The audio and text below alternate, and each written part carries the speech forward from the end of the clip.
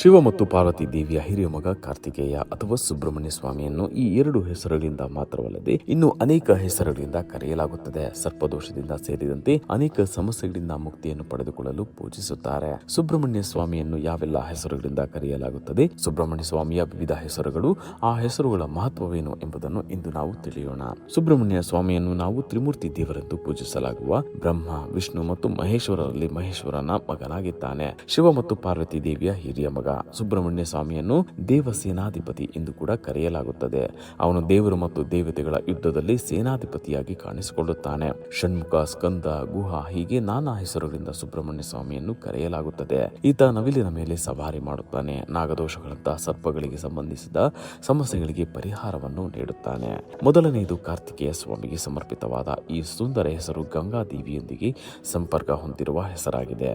ಅವರು ಗಂಗೆಯಂತೆಯೇ ಶುದ್ಧತೆ ಮತ್ತು ದೈವಿಕ ಮೂಲವನ್ನು ಹೊಂದಿರುವ ದೇವನಾಗಿದ್ದಾನೆ. ಸುಬ್ರಹ್ಮಣ್ಯ ಸ್ವಾಮಿಯ ಈ ಹೆಸರನ್ನು ಪಠಿಸುವುದರಿಂದ ಜನರು ಸುಬ್ರಹ್ಮಣ್ಯ ಸ್ವಾಮಿಯನ್ನು ಸಂತುಷ್ಟಗೊಳಿಸುವುದು ಮಾತ್ರವಲ್ಲದೆ ಗಂಗಾ ಮಾತೆಯನ್ನು ಕೂಡ ಸಂತುಷ್ಟಗೊಳಿಸುತ್ತಾರೆ.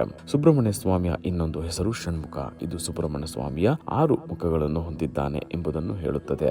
ಸುಬ್ರಹ್ಮಣ್ಯ ಸ್ವಾಮಿಯ ಈ 6 ಮುಖಗಳಲ್ಲಿ ಪ್ರತಿಯೊಂದು ಮುಖವು ದೈವಿಕ ಗುಣಗಳನ್ನು ಸಂಕೇತಿಸುತ್ತದೆ.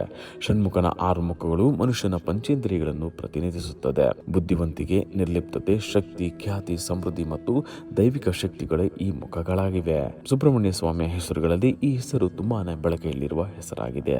ಸುಬ್ರಹ್ಮಣ್ಯ ಸ್ವಾಮಿಯನ್ನು ಮುರುಗನ್ ಎಂದು ದಕ್ಷಿಣ ಭಾರತದ ಹಲವು ಭಾಗಗಳಲ್ಲಿ ಕರೆಯಲಾಗುತ್ತದೆ. ಸುಬ್ರಹ್ಮಣ್ಯ ಸ್ವಾಮಿಯ ಈ ಮುರುಗನ್ ಎನ್ನುವ ಹೆಸರು ದೈವಿಕ ಸೌಂದರ್ಯವನ್ನು, ಶಾಶ್ವತವಾದ ಯೌವನವನ್ನು ಮತ್ತು ಬುದ್ಧಿವಂತಿಕೆಯನ್ನು ಪ್ರತಿನಿಧಿಸುವಂತಹ ಹೆಸರಾಗಿದೆ. ಸ್ಕಂದ ಎಂಬುದು ಧೈರ್ಯ ಮತ್ತು ಕ್ರಿಯೆಯನ್ನು ಪ್ರತಿನಿಧಿಸುವಂತಹ ಹೆಸರಾಗಿದೆ. ತ್ರಿಪುರಾಸುರ ಎನ್ನುವ ರಾಕ್ಷಸನನ್ನು ಸಂಹಾರ ಮಾಡಿದ ನಂತರ ಸುಬ್ರಹ್ಮಣ್ಯನು ಈ ಹೆಸರನ್ನು ಪಡೆದುಕೊಂಡನು. ಇದು ಸುಬ್ರಹ್ಮಣ್ಯನು ನಿರ್ಭೀತ ಯೋಧನನ್ನಾಗಿ ತೋರಿಸಿದೆ. ಸುಬ್ರಹ್ಮಣ್ಯ ಸ್ವಾಮಿಯು ದುಷ್ಟ ಶಕ್ತಿಗಳ ನಾಶಕ್ಕಾಗಿ ಸ್ಕಂದನಾಗಿ ಕಾಣಿಸಿಕೊಂಡನು. ಕುಮಾರ ಎಂಬುದು ಕೂಡ ಸುಬ್ರಹ್ಮಣ್ಯ ಸ್ವಾಮಿಯ ಅನೇಕ ಹೆಸರುಗಳಲ್ಲಿ ಒಂದಾಗಿದೆ. ಸುಬ್ರಹ್ಮಣ್ಯ ಸ್ವಾಮಿಯು ಕುಮಾರ ಎನ್ನುವ ಶಾಶ್ವತ ಯೌವನವನ್ನು ಮತ್ತು ಚೈತನ್ಯವನ್ನು ಪ್ರತಿನಿಧಿಸುತ್ತದೆ. ಅವನು ಶಾಶ್ವತ ಶಕ್ತಿ, ಚೈತನ್ಯ, ಪುನರ್ಯೌವನಗೊಳಿಸುವ ವಿಶ್ವ ಶಕ್ತಿಗಳನ್ನು ಸಂಕೇತಿಸುತ್ತಾನೆ. ಸುಬ್ರಹ್ಮಣ್ಯ ಸ್ವಾಮಿಯ ಈ ಹೆಸರನ್ನು ಅನೇಕರು ಸ್ಮರಿಸುತ್ತಾರೆ.